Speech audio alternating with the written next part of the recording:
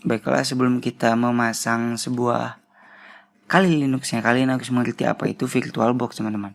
VirtualBox adalah aplikasi open source yang akan kita install di Windows kita ini atau Mac OS kalian.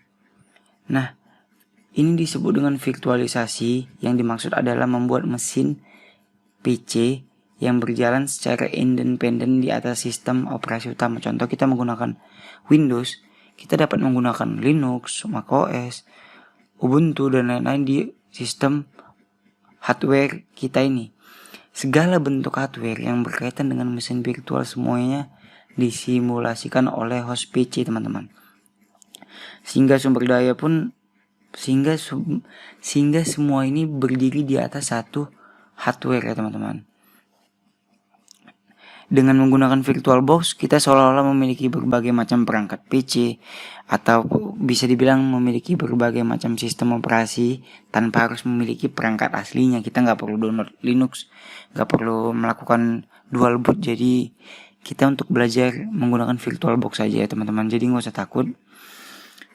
Untuk section selanjutnya kita akan menginstal bagaimana menginstal VirtualBox. Terima kasih dan selamat jumpa di section selanjutnya. Nah, baiklah teman-teman, kenapa saya menyarankan kalian menggunakan Linux? Buat yang belum tahu apa itu Linux, Linux adalah sistem operasi yang sama seperti Windows ataupun macOS ataupun Solaris atau apapun itu. Dia adalah sistem operasi yang sama, tetapi agak beda dari sistem menggunakannya, teman-teman. Dan sistem operasi ini berbasis Debian yang dikembangkan oleh Offensive Security. Nah, kenapa saya memilih kalian untuk belajar Linux? Dari segi fitur ya, teman-teman. Fitur Kali Linux ini memungkinkan kita banyak menggunakan tools gitu loh. Dan telah disempurnakan oleh developernya sendiri. Kira-kira saya terdapat 300 tools penetrasi testing yang telah disempurnakan. Gratis sampai kapanpun dikarenakan ini open source. Dukungan perangkat wireless yang luas seperti wireless monitor mode, banyaklah alpha. Nah, jadi di sini lingkungan pengembangannya yang aman dan banyak digunakan oleh developer juga.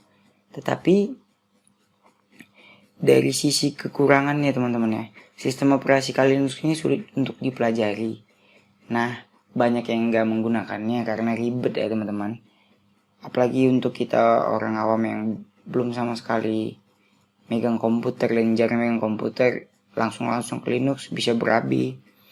Nah, dari sistem ataupun tampilan operasi yang kurang menarik, itu juga salah satu menurut saya ya. Dikarenakan Linux sendiri masih banyak kurang yang mendukung ya, teman-teman. Jadi kuncinya saya membawa dan mengajarkan teman-teman untuk menggunakan Linux agar kita dapat melakukan penetrasi pada suatu kerentanan, dan juga di sini lebih aman, anti kebocoran datanya itu kecil ya, teman-teman, gak seperti Windows yang sangat besar. Nah, buat yang ingin belajar hacker ataupun pemrograman ataupun yang berhubungan dengan IT, kita wajib tahu fungsi dari Kali Linux ini. Karena biasanya setiap kernel dari Kali Linux sangat fleksibel dan dapat beradaptasi dengan apa yang kita ingin pelajari. Nah, untuk teman-teman kita akan belajar untuk penginstalan Kali Linux di VirtualBox-nya. Terima kasih dan selamat jumpa di section.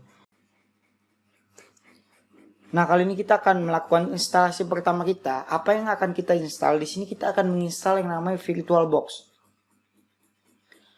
Nah, jadi kita nggak akan mengganti sistem OS utama kita. Kita akan menggunakan VirtualBox. Nah, kalian pilih yang nomor 2 ini ya, teman-teman. Nomor 2. Nah, keluar pula. Nah, di sini kita menggunakan VirtualBox dan mendownloadnya. Kalian tinggal klik aja di sini.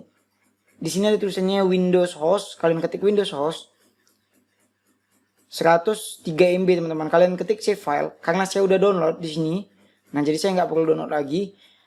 Yang kedua yang kita butuhkan adalah Kali Linux ISO, teman-teman. Nah, jadi kita akan menjalankan sebuah sistem operasi di atas sistem operasi, teman-teman. Jadi kita akan menjalankan Kali Linux di VirtualBox-nya itu ibarat kaset. Kalian ini PS pakai kaset, inilah dia. Nah, kita contohkan ke bawah, scroll Clear Metal. Nah, di sini ada tulisannya installer 64 bit. Kalau kalian pilih yang 32 bit, kalian ketik 32 bit. Nah, kita kan 64, jadi kita tinggal klik download. Untuk yang 64 bit, file ini 4,3 GB teman-teman. Jadi kalian ketik save file.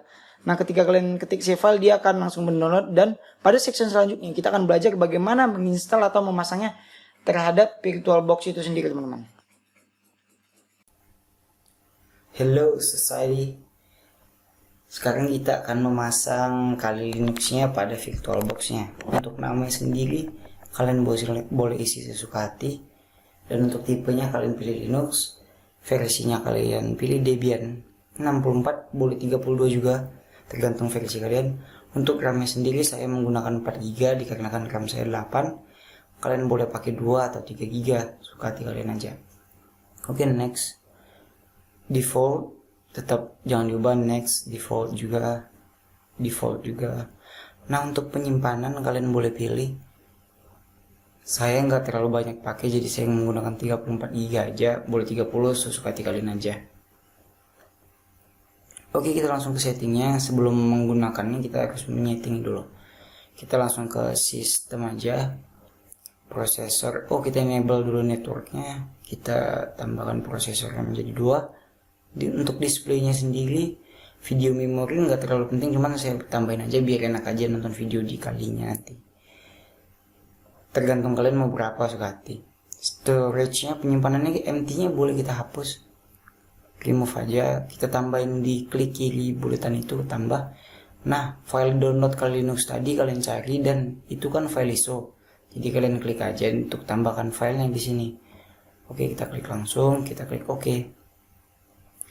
Nah, kita klik dulu. Kita langsung start aja. Nah, di sini jika diminta lagi kalian masukin lagi Kali Linux ISO-nya tadi. Biasanya diminta, biasanya enggak juga. Ini graphical install, tetap defaultnya aja. Ini default, saya pilih English aja karena nggak ada bahasa Indonesia. Tetap default semua.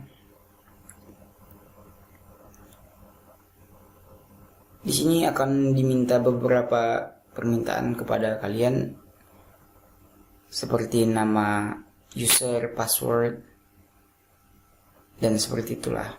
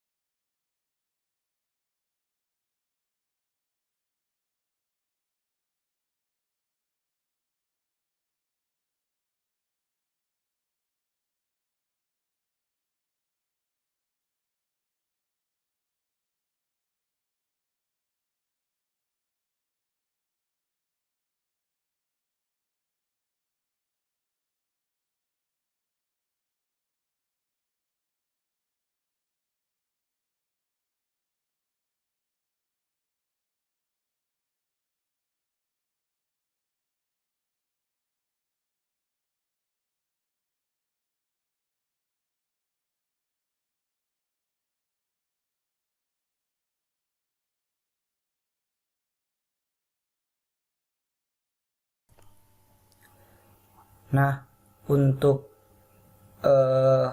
hostname-nya boleh tetap Kali default, klik continue, domainnya kosongin aja. Dan untuk usernya kalian boleh isi sesuai yang kalian inginkan. Nama hostnya, hostname-nya saya pilih society, passwordnya kalian masukkan, pastikan benar. Oke, ini sedang menunggu untuk next setting jamnya konfigurasi.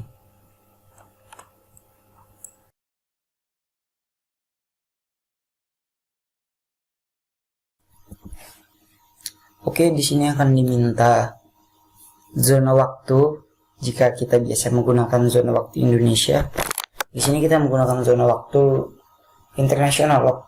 Jadi kita menggunakan Eastern, semua menggunakan ini. Oke, kan di sini kita akan memasuki konfigurasi partisi. Kita tunggu aja.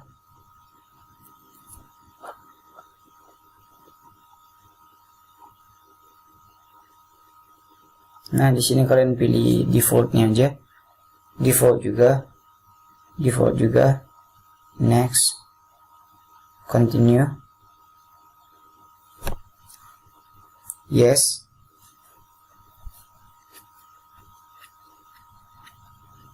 Oke, di sini akan melakukan penginstalan pada software dan tools-tools yang ada pada Kali Linux nanti. Nah, di sini kalian boleh centang bagian defaultnya aja, nggak usah di kotak-atik, tinggal continue doang.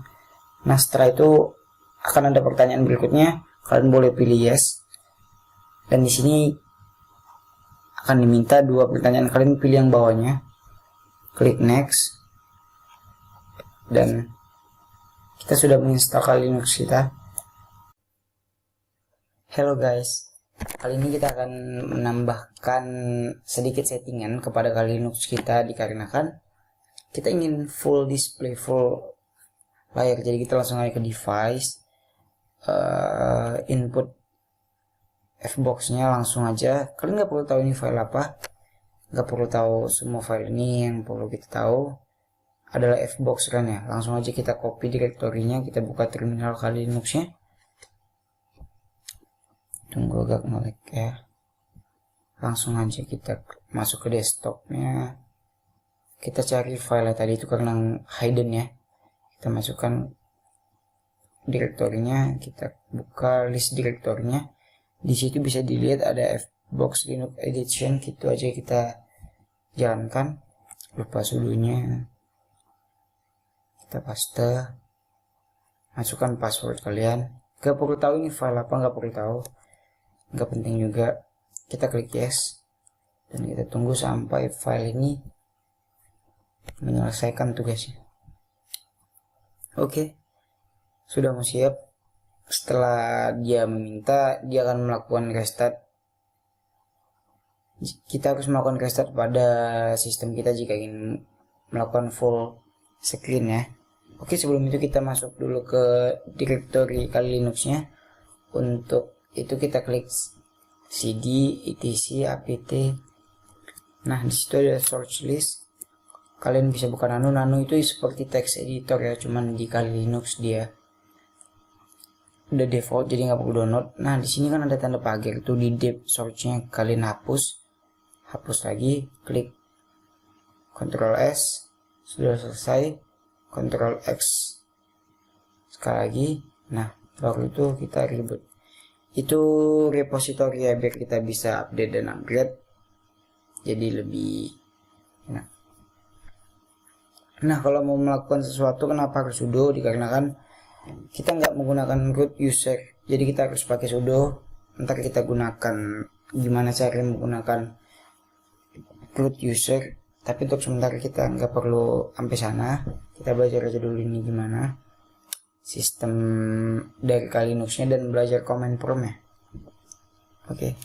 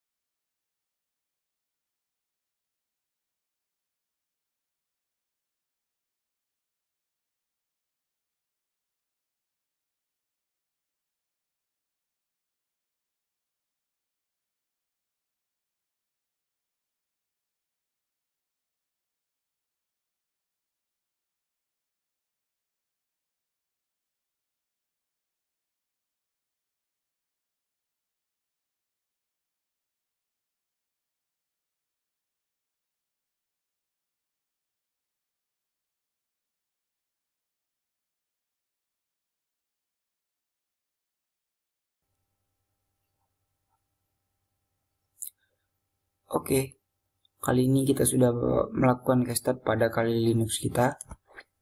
Dan sekarang kita masukkan kembali passwordnya dan username-nya. Jangan sampai lupa. Oke, maaf. Nah, di sini bisa kalian lihat layarnya nggak full gitu, dan masih ada kayak sedikit hitam putih atas bawahnya gitu. Oke, kita langsung aja ke view full screen mode dan switch. Nah, di sini sudah full dan kalian biasa menggunakan full screen mode. Oke, kita langsung aja ke setting networknya. Kita klik setting pada kali mesinnya. Masuk ke network NAT. NAT ini udah default ya dari jaringannya VirtualBox-nya.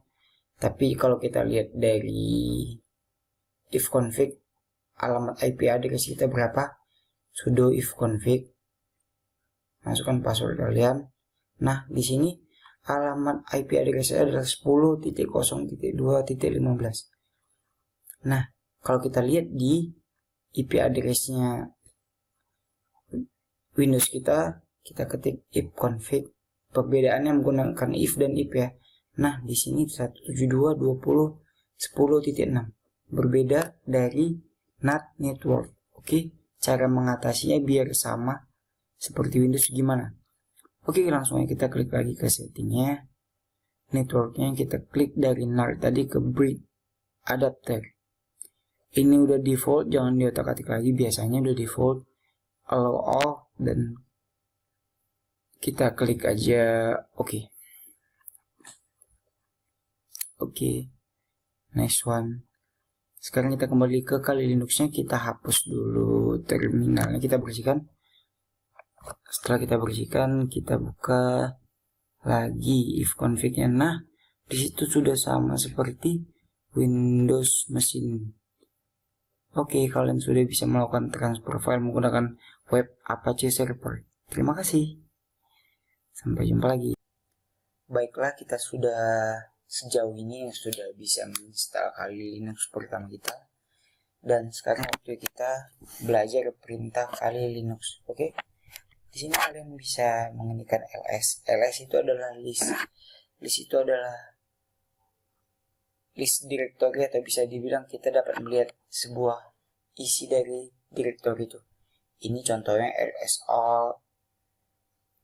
Ini menunjukkan semua file-file yang tidak nampak pun jadinya kelihatan ya, karena dia all. Oke, kita ls lagi, kita cd. cd itu adalah seperti kita kalau di Windows itu enternya. Kita kalau mau masuk ke suatu directory kita harus menggunakan cd. cd musik, cd public, cd download musik, menggunakan cd gitu. Nah, di pwd ini kita akan mengetahui kita di directory yang mana. Jadi ketika kita mengklikkan pwd, kita tahu kita sedang berada di directory mana. Oke, cd titik-titik ini adalah mundur satu langkah ke belakang. Contoh kita di musik, kita klik cd titik-titik, kita akan mundur satu langkah ke belakang. Sama halnya ketika kita klik lagi, kita akan mundur satu langkah ke belakang.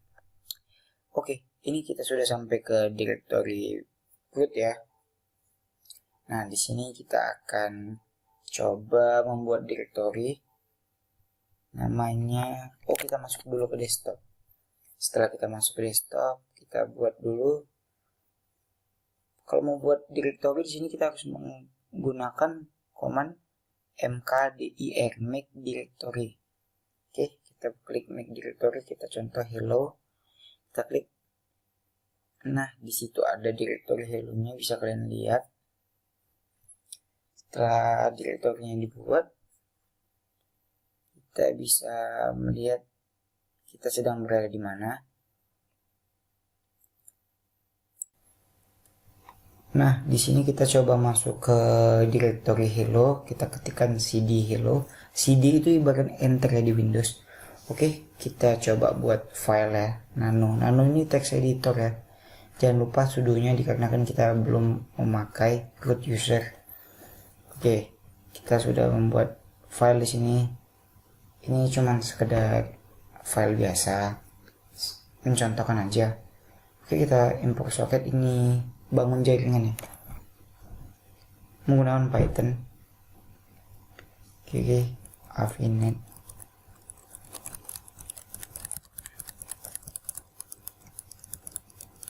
Dan kita akan melihat apakah file ini ada atau tidak.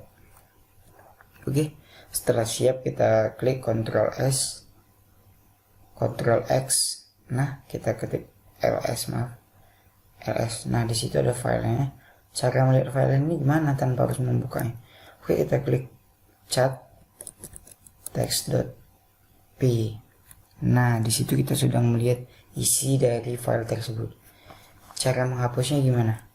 Cara menghapusnya kita tinggal melakukan rm rm test.py. Nah, kita klik Y. Sekarang kita harus, nah file sudah tidak ada. Terima kasih. Oke, baiklah. Kita akan sedikit menggunakan perintah jaringan network ya. Ifconfig adalah kita melihat alamat IP kita. Nah, di sini ada dua tuh, ETH0 sama LO untuk interface-nya. Interface itu adalah nama jaringannya. Nah, di situ kita bisa melihat alamat IP kita, iNet kita adalah 172.20.10.2, netmasknya, dan ada MAC address kita di bawahnya yang Ether ya, MAC addressnya. IPv6 itu LHO itu default yang nggak dipakai. Sebenarnya bisa pakai ulang 0, cuman kita kan nggak pakai wireless adapter. Nah, itu MAC address kita. Ethernet, ETH itu Ethernet ya. Oke, sekarang kita masuk ke super user. Gimana caranya? Kita klikkan sudo su untuk masuk ke root user. Nah, kalau dari root user ini kita bebas melakukan apapun. Contoh seperti hapus data tanpa minta password. Nah, di situ kalian lihat ada tanda pagar, itu menandakan kita sedang di root user. Kalau kita nggak root user, kita pakai yang $. Nah, kita bisa menghapus file apapun itu ya, karena kita sudah menjadi super user. Kita bisa melakukan apapun tanpa meminta password kembali, melakukan update dan upgrade sebelum melakukan sesuatu. Nah, kali ini kita akan sedikit membedakan antara Linux dan Windows. Jadi kita akan belajar perintah kali Linux. Jadi biar nggak bingung menggunakan terminal. Apa itu terminal? Ini adalah terminal ya. Yang sebelah kanan kita ini adalah terminal yang dimana adalah tempat kita mengeksekusi sebuah kode. Nah, di sini adalah file dari Windows, directory seperti desktop yang sering kita gunakan ya. Nah, kalau di Linux sendiri, teman-teman bisa dilihat memang ada seperti ini. Dokumen, download, musik. Nah, tetapi kita ingin menggunakannya di terminal untuk melihat direktori tersebut agar kita terbiasa gitu. Nah, ls ini adalah singkatan dari list directory. Nah, directory adalah seperti file-file ini ya, desktop. Ketika kita membuka suatu folder, contoh kita akan membuka folder desktop. Nah, di sini kalian bisa lihat isi dari desktop itu adalah file-file ini. File-file ini disebut dengan list directory tadi. Kita contohkan, kita ubah ke list. Nah, kalian lihat sendiri ini adalah list dari file desktop itu sendiri. Jadi kita harus terbiasa menggunakan terminal di Linux ya teman-teman, biar ketika kena CLI kita bisa gitu menggunakan terminal. Nah, perbedaannya sendiri, Windows lebih gampang, tinggal klik-klik doang. Bentar, kita hapus dulu, ini ada terminal yang nggak kepake. Nah, perbedaannya kita harus mengeksekusi file. Nah, di situ ada tulisannya ls all. Kalian bisa lihat ls all tadi, dia akan menunjukkan directory. Nah, nggak semua bisa terlihat, tapi ketika kita menggunakan ls all, semua akan nampak gitu. File yang tidak ditunjukkan di desktop akan diperlihatkan. Nah, untuk menghapus pesan kita klik clear untuk menghapus isi dari terminal tersebut. Oke, kali ini kita akan mencoba melihat. Nah, di sini ada 2 file desktop. Nah, kalian tinggal klik saja pada file desktop ya. Nah, contoh, saya akan mencontohkan di sini. Saya mau masuk ke file desktop. Kalau di Windows tinggal klik, di sini kalian harus mencet klik CD. CD itu membuat kita masuk ke dalam direktorinya.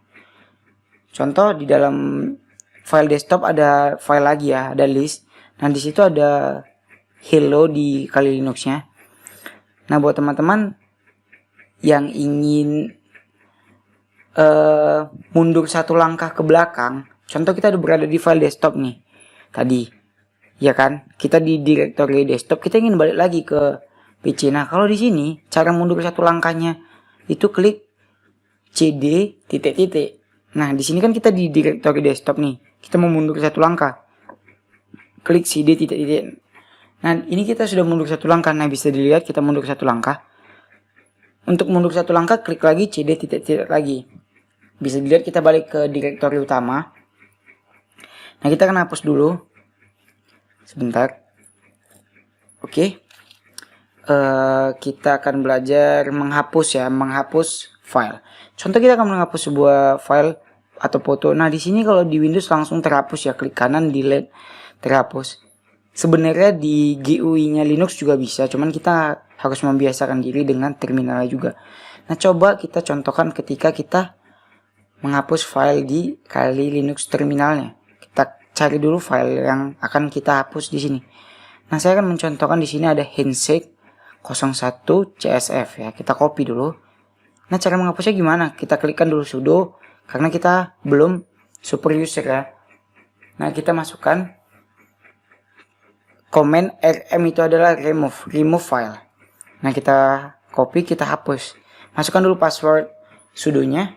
Bisa kalian lihat handshake 01 CSF sudah tidak ada ya.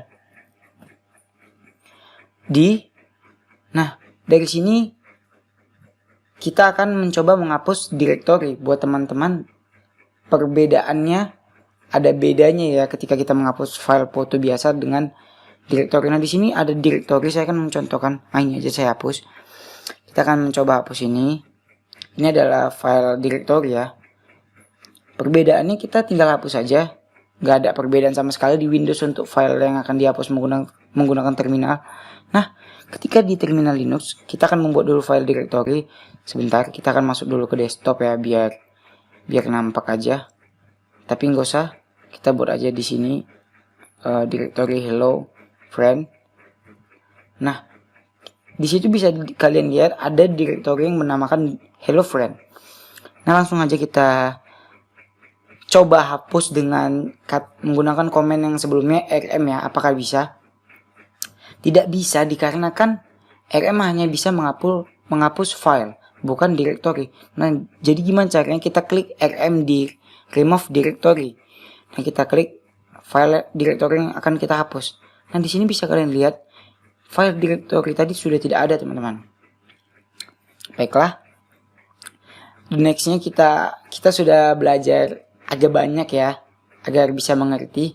Nah, kalau di Windows sendiri ingin membuat file atau folder, tinggal klik, udah jadi, langsung muncul di desktop. Nah, kalau ingin membuat folder di halaman utama Kali Linux, kita harus masuk ke desktopnya itu. Ke direktori desktop, kita masuk ke CD desktop. Cara membuat direktorinya hanya ketikkan macdir hello wmi. Nah, di sini filenya sudah dibuat ya, direktorinya sudah dibuat. Nah, bisa kalian lihat, ini adalah direktori yang kita buat menggunakan terminal tadi. Terminal dapat mengeksekusi apapun yang berada di dalam GUI tersebut, teman-teman. Bisa menghapus, bisa membuat, lebih banyak kuasa ya daripada GUI-nya sendiri. Nah, kita akan sedikit melakukan pembuatan file ya. Contoh, di Windows kita ada yang namanya Notepad. Nah, teman-teman tahu Notepad, kita bisa menulis apapun di Notepad seperti catatan ya, teman-teman. Catatan. Contoh, ini adalah Notepad saya akan membuat file ini. Nah, segampang dan semudah itu. Sama halnya dengan file ini, kita mengetikkan sudo nano. Nano ini adalah default dari Kali Linux sendiri, atau bisa dibilang text editor ya dari Kali Linuxnya. Nah, di sini kalian tinggal mengetikkan, ini adalah notepad saya, isi pesan kalian di sini. Nah, di situ kalian ketik Ctrl S untuk menyimpan. Karena belum dikasih nama, kalian ketik file namanya, baru itu klik tst, ketik Ctrl X. Nah, file itu akan tersimpan. Cara membacanya seperti apa? Nah, kita kalau mau membaca file itu gimana? Klik chat, klik file hello tadi. Nah, di situ kalian sudah melihat file dan bacaannya ya, teman-teman. Nah, jadi kalian nggak perlu bingung lagi ya harus gimana, misalnya bingung mau nyari notepadnya di mana gitu. Jadi kalian nggak perlu bingung lagi. Nah, untuk teman-teman, kita pernah lihat yang namanya update dan upgrade Windows ya. Nah, Windows yang kalian melakukan update per bulannya atau per minggunya, mereka akan membuat kita melakukan restart pada Windows kita dan memberitahu kita bahwasanya Windows akan diupdate. Please update dan shutdown. Biasanya mereka meminta update selama beberapa minggu. Nah, di sini mereka biasanya meletakkan update-nya di sini. Tapi ketika kita menggunakan Linux, bentar kita tutup dulu ini. Tapi ketika kita menggunakan Kali Linux, cara melakukan update pada semua file ini gimana? Kita klikkan sudo apt strip get update. Nah, ini akan mengupdate file-file yang berada di dalam Kali Linux itu sendiri, teman-teman. Jadi itu tergantung kalian semua yang update dan upgrade-nya. Ini kita sedang melakukan update. Nah, setelah kita melakukan update, kita wajib melakukan yang namanya upgrade juga, teman-teman. Kita ketikkan di sini apt get upgrade ya, buat mengupgrade file dari Kali Linux itu sendiri. Jadi tools-tools yang kita download, program-program yang kita download, kita sendiri yang update dan mengupgrade-nya manual ya. Nggak ada yang namanya dikasih tahu, nggak ada. Oke, kita akan ketikkan sudo apt get upgrade. Nah, karena saya udah upgrade minggu lalu, jadi saya hanya menunjukkan saja. Nah, di sini akan seperti ini, jangan bingung. Nggak perlu bingung, banyak tulisan kayak gini. Akan diminta permintaan Y or no. Kalian kalau mau upgrade ketik Y, karena saya udah upgrade, jadi saya ketik aja no. Jangan bingung dengan kata-kata ini. Nah, saya ketik no, karena saya udah upgrade. Nah, untuk menghapus menunya kita klik-klik dulu. Jadi kita udah banyak belajar sedikit banyaknya tentang cara penggunaan dan upgrade ya. Nah, di sini kalian akan menggunakan yang namanya sudo. Sudo ini adalah super user ya. Jadi ketika kita menggunakan super user, kita bisa menghapus file apapun itu tanpa ada permisi. Nah, di situ tanda pagar menandakan kita super user atau sudo. Kita bisa menghapus file tanpa meminta password kembali, bisa dilihat di sini. Nah, langsung terhapus, teman-teman. Nah, untuk kedepannya, untuk mengembalikan file ini ke biasa, kalian bisa ketikkan society. Nah, sedikit saja yang bisa saya sampaikan. Terima kasih dan sampai jumpa di kursus selanjutnya. Nah, pada bagian bonus ini, kalian bisa lihat kita akan membuat sebuah tools atau alat ya. Sebenarnya filenya akan saya berikan, tetapi kita akan sedikit menggambarkan bagaimana sistem kerja tools tersebut. Secara teknik dalam dunia hacking tidak bisa bahasa pemrograman ya, tidak apa-apa. Jika bisa, itu adalah nilai plus, teman-teman. Jadi nggak perlu dijadikan sebuah dinding. Kita tidak bisa menjadi hacker karena tidak bisa bahasa pemrograman, nggak perlu. Itu akan bisa dengan sendirinya nanti. Nah, kita akan membuat sebuah file backdoor atau server dengan script Python. Jika kalian biasa menggunakan Metasploit, kali ini kita tidak akan menggunakan itu.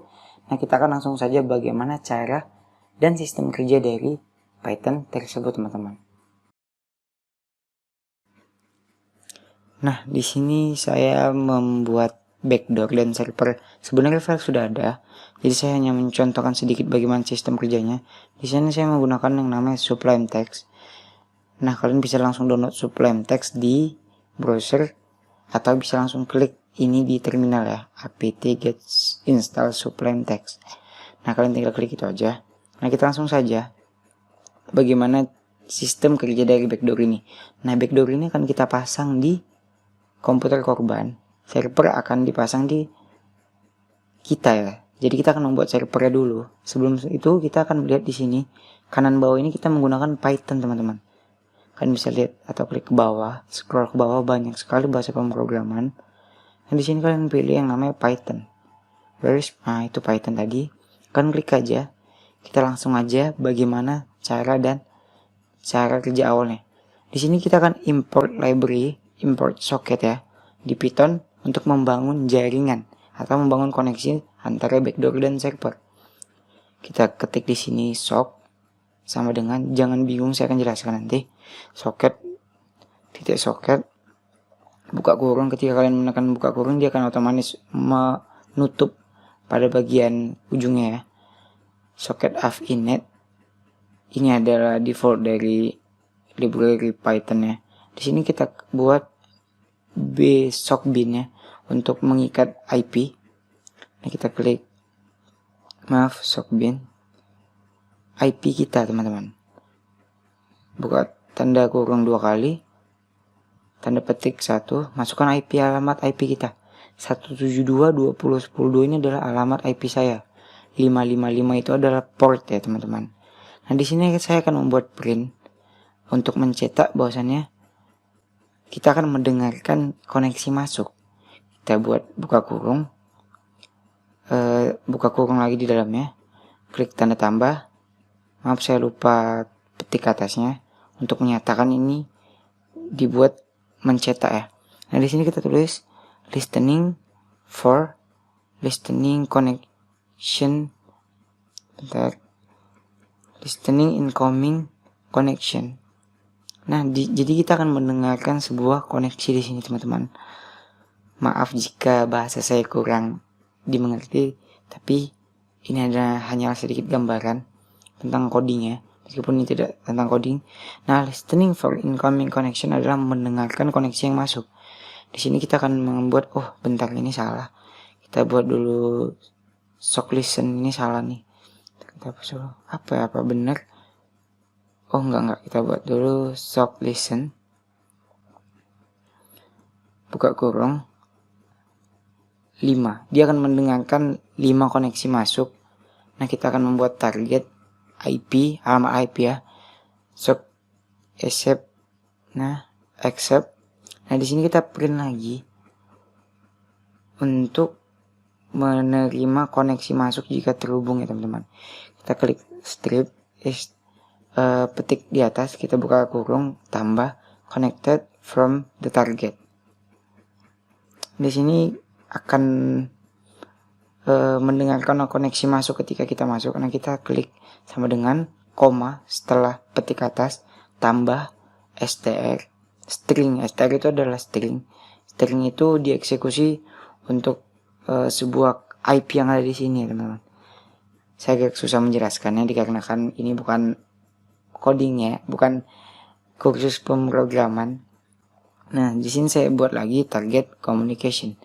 Kita nggak perlu tahu ini apa, nanti akan kita jelaskan. Saya simpan, Ctrl S untuk menyimpan. Nah, kita buat communication, buka tutup kurung, kita masukkan password untuk menyimpan ya.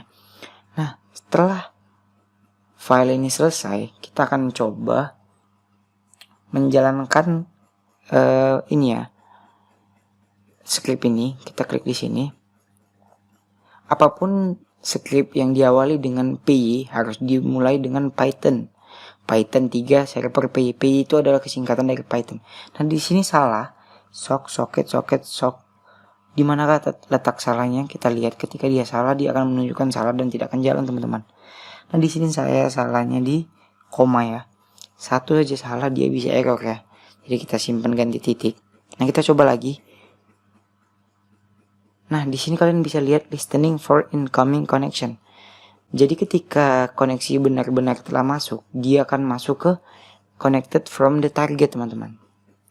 Nah, jadi gambarannya di sini kita membuat sebuah koneksi yang dimana ini akan bekerja sama dengan backdoor untuk membangun koneksi dan dapat melakukan hacking terhadap laptop tersebut ya. Nah, kita akan membuat pada server backdoornya. Di sini kita bangun lagi library Python import socket. Kita klik while true. Maaf saya salah. while true sama dengan while true. Bentar kok jadi while true sama dengan time sleep buka kurung 20. Nah di sini kita akan mengulang sebuah koneksi selama 20 detik. Kita nggak ingin kehilangan karena kita lupa ya. Kita akan buat try untuk mengulang koneksi terhadap backdoor ini teman-teman. Jadi gunanya ini adalah kita akan mengulang sebuah backdoor ketika kita tidak melihat ya. Jadi kita buat connect alamat IP kita dan port kita shell untuk mengeksekusi backdoor tersebut dari server ya. Nah ini hanyalah sedikit gambaran, jadi teman-teman nggak bingung. Kita akan menutupnya dan break.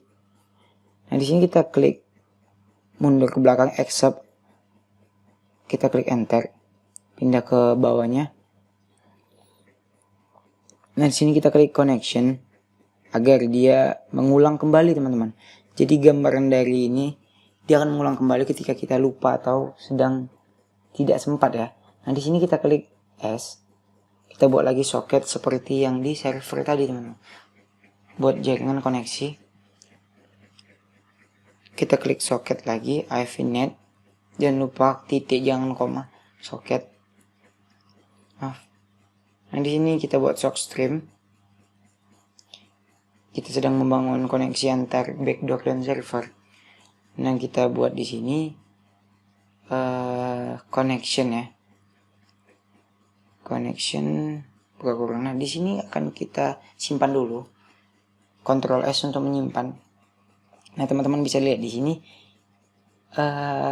pada bagian server dia akan menerima atau mengeksekusi file backdoor dari laptop kita teman-teman. Nah kita akan melihat di sini Python tree atau server PY. Nah, PY itu menandakan file ini berekstensi script Python teman-teman. Nah, di sini kalian bisa lihat import socket while true time sleep 20 try. Nah, di sini adalah gambaran menunggu selama 20 detik teman-teman. Dia akan mengulang jika kita tidak melakukan koneksi itu. Di sini kalian bisa lihat IP saya 172.20.10.2. Nah, di pada bagian S connect di situ saya membuat IP config saya teman-teman. Jika kalian lihat di sini, nah itu adalah alamat IP saya. Di sini juga 172.20.10.2. Oke, mereka akan saling terhubung. Kita akan langsung ke Windows. Bagaimana cara membuat backdoor ini tidak terdeteksi oleh antivirus?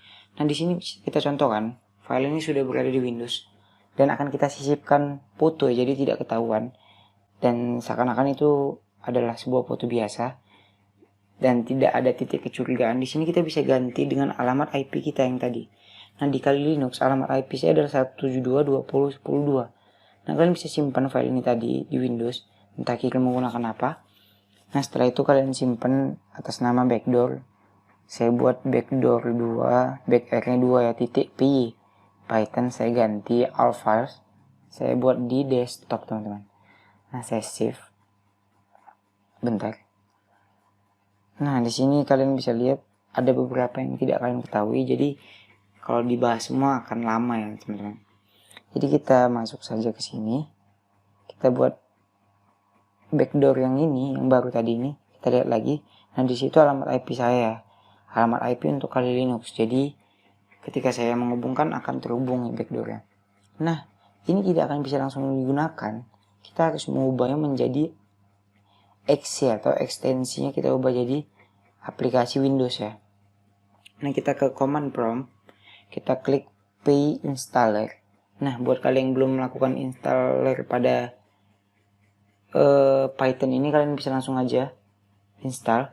Nah di sini kalian lihat saya menyimpan backdoor ini di directory ya. Untuk melihat directory kalian cukup ketik dir. Nah untuk masuk ke directory kalian ketik cd. Pada sesi sebelumnya kita sudah belajar. Nah, kalian lihat di sini mana file. Nah, di sini kalian lihat backdoor.py. Nah, kita klik di situ py installer backdoor spasi backdoor titik py. one file, strip lagi, no console, enter. Nah, di sini kalian menunggu dan akan memakan waktu beberapa menit saja. Ini sedang melakukan atau merubah file backdoor kita tadi menjadi sebuah APK, teman-teman. Nah, ketika dia berubah menjadi APK atau aplikasi kalau di Windows XE ya, teman-teman, XE. Nah, jadi file aplikasinya tadi ini akan kita sembunyikan di belakang foto, teman-teman. Jadi file ini akan berada di dalam foto. Jadi user tadi tidak memasang aplikasi lagi atau tidak gimana gitu. Dia akan disembunyikan di balik foto. Nah, kita coba aja apakah bisa. Ini hanya simulasi, kita tidak akan melakukan ini di laptop orang. Nah, di sini aplikasi sudah selesai diubah menjadi exe. Kalian bisa lihat setelah dia diubah, dia akan meninggalkan 4 folder ya, yang dimana ada tulisannya disk, build, page. Nah, di sini kalian lihat di disk ada tulisannya backdoor. Ini adalah APK-nya. Kalian bisa hapus ini 4 nih. 1 2 3 4 kalian delete aja. Nah, setelah kita delete, di sini kita saya kira terhapus. Nah, di sini kalian lihat ada tulisannya Windows. Kita akan mengecek apakah aplikasi ini terdeteksi oleh Windows. Saya hanya mencoba apakah ini terdeteksi. Nah, kalian bisa lihat ini sedang melakukan scan. Sama sekali tidak terdeteksi oleh antivirus Windows. Kalian bisa mencoba dengan aplikasi apa saja. Yang pasti jangan diupload di database, dikarenakan mereka akan melakukan refresh server untuk virus ya. Nah, di sini kalian klik. Di sini saya ada foto. Maaf, foto yang mungkin agak lama untuk dibuka. Foto ini akan kita ubah menjadi icon, teman-teman. Icon yang akan dipasangkan di aplikasi. Kalian bisa menggunakan apa saja, website apa saja. Nah, di sini saya akan merubah sebuah foto JPG menjadi ICO atau icon. Nah, di sini kalian lihat, saya pilih cost file. Nah, di sini saya pilih, kalian ada lihat di situ ada tulisannya cyber.jpg. Bentar, saya simpan di mana tadi. Ini dia, nggak nampak ya di atasnya adalah ini sudah saya install. Nah, saya pilih cyber.jpg. Nah, ini adalah fotonya, teman-teman. Maaf, ini hanyalah foto asal-asalan. Nah, kita hapus. Di sini akan kita klikkan dan kita akan buat di add to archive. 2 file ini kalian klik. Nah, di sini akan ada archive name. Kita buat namanya sesuai image ya, teman-teman. Jadi file ini akan menjadi image cyber.jpg dan exe. Nah, dia akan mengeksekusi gambar. Setelah mengeksekusi gambar, dia akan mengeksekusi backdoor ya, teman-teman. Ketika diklik tadi. Langsung aja kita ke advanced SFX option. Nah, di sini kita pilih setup atau setting ya. Kita akan melihat di sini ada tulisannya kan after extract. Kita lihat kembali ke belakang. Di sini kita akan menjalankan cybernya dulu, image-nya dulu. Kita ubah dulu gambarnya di sini, cyber. Saya kurang R-nya. Nah, kita akan menjalankan file gambarnya dulu, setelah itu baru backdoor-nya. Di sini kalian lihat, kita lewatin ini general, kita klik di stop cyber.jpg. Nah, di bawahnya kita klik backdoor.exe. Nah, dia akan menjalankan gambarnya dulu. Setelah menjalankan gambar, dia akan menjalankan backdoor-nya, teman-teman. Pada bagian ini kita klik hide all, centang hide all-nya. Nah, pada bagian advanced tidak perlu. Nah, kita balik lagi ke license dan text and icon. Kalian bisa pilih di sini browse icon yang tadi kalian ubah dari JPG menjadi icon tadi ya, teman-teman. Kalian masukkan. Nah, pada bagian ini kita klik extract and update file. Dia akan melakukan extract dan update file ya, teman-teman. Nah, untuk bagian overwrite mode-nya kita pilih yang nomor 2, overwrite all file. Nah, di sini sudah selesai. kalian boleh ketik oke. Nah, ketika kita klik oke, file akan muncul berupa gambar ya teman-teman. Nah, di situ ada gambar JPG. Di balik gambar ini tersimpan sebuah backdoor, Stego apa lagi itu namanya, tekniknya stenografi. Nah, pada bagian sisi Linux kita akan buka Linux, jadi teman-teman akan mengerti dan dapat nggak bingung ya. Nah, di sini kalian adalah hackernya. Saya mencontohkan, kalian mengirim gambar ke saya. Ntar kita tarik dulu terminalnya. Nah, kalian akan mengirim gambar ke saya, tapi sebelum mengirim kalian akan membuat mendengarkan koneksi masuk ya teman-teman. Jadi kalian buat dulu Python sudo. Bentar kita masuk dulu ke direktorinya. Nah, di sini saya adalah hackernya. Kalian adalah hackernya. Kalian akan mendengarkan koneksi masuk. Kalian klik apa? Seperti yang saya bilang, file yang ekstensinya py berarti Python. Jangan lupa Pythonnya. Nah, di sini kalau kalian ketik kayak gini pasti salah teman-teman. Jadi kita balik lagi, kita klik sudo Python 3. Nah, di sini akan mendengarkan koneksi masuk teman-teman. Nah, di sini kita ada gambarnya. Kita klik aja gambarnya. Kita klik. Dia akan mendengarkan koneksi masuk selama 20 detik dan akan mengulang jika tidak mendengarkannya. Dia akan menyaring 5 IP. Nah, di sini kita sedang menunggu apakah ini berhasil, apakah kita bisa masuk ke dalam shell Windows 10 yang tidak dimatikan antivirus ya teman-teman. Nah, kalian akan menunggu, dia akan sekitar 20 detik. Jika tidak, dia akan mengulang teman-teman. Nah, kita berhasil masuk. Kita berhasil masuk ke directory atau berhasil masuk ke sistem Windows itu sendiri teman-teman dari laptop kita. Nah, kita akan coba melihat apakah kita berhasil masuk ke direktorinya Windows. Kita klik cd, mundur 1 langkah. Nah, di sini kalian bisa lihat ada 3D object, build, kontak, desktop, dokumen. Kita lihat di Windowsnya apakah ini ada. Nah, kalian bisa lihat di sini ada. Jadi kalian bisa upload file, buat directory, buat file, download.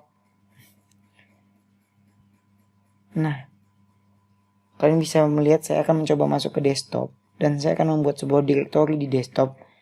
Saya akan membuat directory. Cara membuat directory, make directory hello fuck you.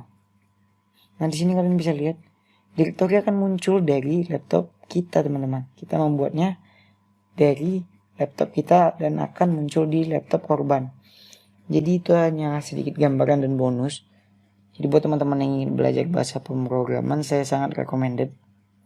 Untuk di awal saya kasih Python untuk belajar karena itu mudah dan friendly ya. Nah, terima kasih sudah berada di kursus ini. Selamat jumpa lagi di kursus berikutnya.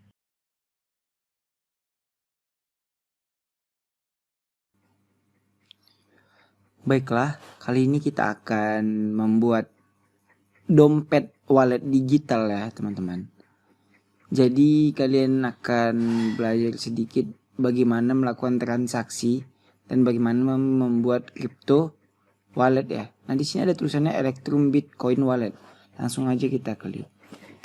Ini gunanya untuk menyimpan Bitcoin kalian ketika kalian ingin bertransaksi di dark web. Kita tidak bisa menggunakan uang asli ya. Nah, di sini kita lihat ada tulisannya default name untuk dompet digital kita. Jadi kita ganti sesuai apa yang kalian inginkan. Kita buat aja first underscore wallet. Nggak boleh pakai spasi ya. Nah, di sini ada default, ada wallet with two factor autentikasi. Kita pilih yang standar aja. Create new seed. Karena kita baru, kita buat aja yang defaultnya. Nah, di sini kalian pilih legacy. Kita langsung aja klik legacy. Ini adalah seed. Kalau kalian ingin tahu, nah di sini kita harus menyimpan kode ini. Jadi ketika kita login, kita harus menggunakan kode seed ini. Jadi tidak boleh ada yang tahu. Jika ada seseorang yang tahu, maka uang Bitcoin kita bisa diambil gitu. Nah, di sini kita simpan aja biar nggak lupa. Saya akan membuat wallet.txt. Saya sudah menyimpannya di text editor. Nah, di sini kita akan coba buka sedikit bentar. Nah, kita buka lagi. Seednya sudah kita simpan. Ini adalah kode ibaratnya. Akan diminta kembali kita ketika kita login nanti. Kita copy lagi.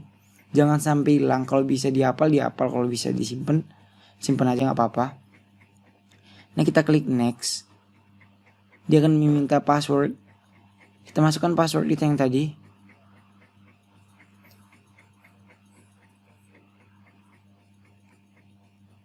Oke, kita sudah membuat dompet digital kita. Nah, teman-teman bisa lihat di sini ada riwayat untuk pembelian, transfer atau apapun ini, send adalah mengirim, receive menerima.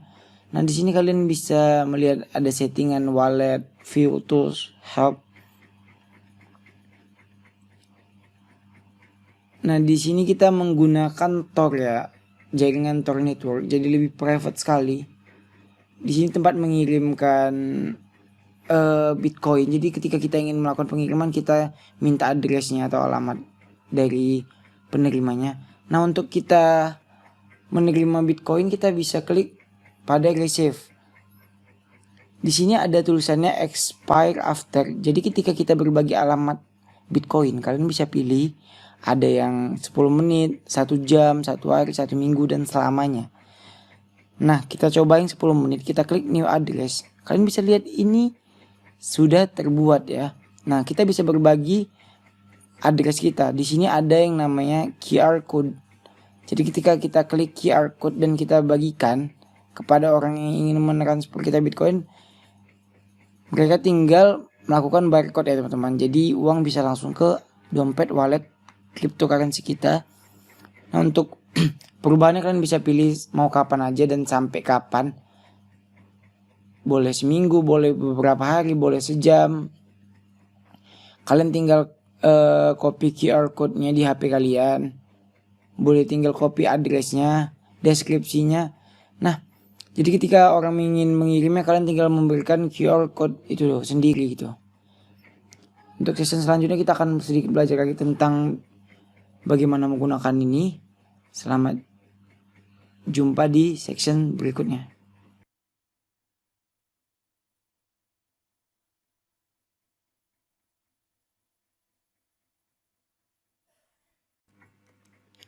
Nah, kali ini kita akan mencoba melakukan konfigurasi pada Bitcoin Electrum digital kita, teman-teman. Nah, yang harus kalian ketahui di sini adalah Bitcoin kita, aplikasi ini dipaksa masuk menggunakan Tor network. Jadi apapun yang dilakukan akan melewati Tor network. Nah, kalian bisa masukkan kata sandi dan password kalian di sini. Klik next. Nah, di sini sudah masuk seperti biasa. Pada sesi sebelumnya kita bisa menerima, receive dan mengirim dan melihat riwayat kita. Nah, di sini ada bulatan hijau, bulatan biru sebelah kanan yang menandakan kita sedang terhubung di Tor network ya teman-teman. Lebih privacy, lebih anonymity. Kita tidak menggunakan dompet digital yang terkenal seperti jasa-jasa penyedia yang ada di Clearnet atau Google ya. Kita menggunakan ini agar lebih aman. Nah, di sini kalian bisa lihat kita sedang mencentang use to proxy at 9050. Nah, ini menandakan kita sedang terhubung di Tor network. Kalian bisa lihat yang biru itu menandakan kita sedang terhubung. Nah, apabila warna berubah menjadi hijau, itu menandakan kita tidak terhubung ke Tor network. Nah, kita coba saja, kita coba tidak centang ya teman-teman. Ketika kita tidak mencentang dua pilihan atau dua option ini, bulatan di sebelah kanan ujung kecil ini akan berubah menjadi hijau. Nah, kita klik aja centangnya, kita hilangkan saja. Punya saya agak ada error ya. Kita klik aja force quit. Mungkin akan sebentar saja. Nah, di sini bulatan menjadi merah yang menandakan sedang melakukan restart atau pergantian jaringannya. Ini akan berubah Nah, di sini kalian bisa lihat menjadi hijau yang menandakan kita menggunakan jaringan ClearNet atau jaringan biasa. Itu tidak privasi dan aman. Jadi kita akan balikan lagi ke Tor network yang dimana ini dapat melacak dan tracking kita ya teman-teman. Jadi kita tidak aman menggunakan ini, kita ganti aja ke Tor dan itu akan kembali menjadi biru kembali. Kalian bisa lihat sendiri. Nah, untuk section selanjutnya kita akan belajar di kursus selanjutnya. Selamat mencoba dan sampai jumpa lagi.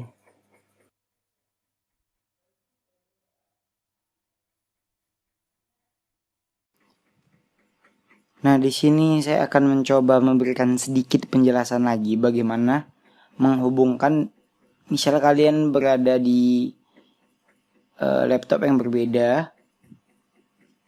Kita akan mencontohkan. Nah, di sini kalian sudah mempunyai akun sebelumnya ya. Kalian mempunyai akun. Contoh kita membuat akun baru. Kita buat dulu first wallet ya. Nah, di sini akan meminta password dikarenakan akun saya sudah lengket ya. Jadi kita coba bedakan. Hello. Nah, di sini akan diminta standar wallet. Kita ketik aja standar. Nah, jika kalian sudah punya seed seperti yang tadi di awal kita bahas, jangan sampai hilang dan jangan sampai diberitahu orang lain ya teman-teman. Jadi hanya menggunakan ini, orang bisa masuk ya ke akun kalian. Nah, kalian masukkan kembali, masukkan passwordnya, enjoy dan login. Kalian bisa menggunakan, jadi ketika punya akun kalian bisa menggunakan seperti itu aja ya, nggak perlu ribet-ribet. Terima kasih dan sampai jumpa di kursus berikutnya.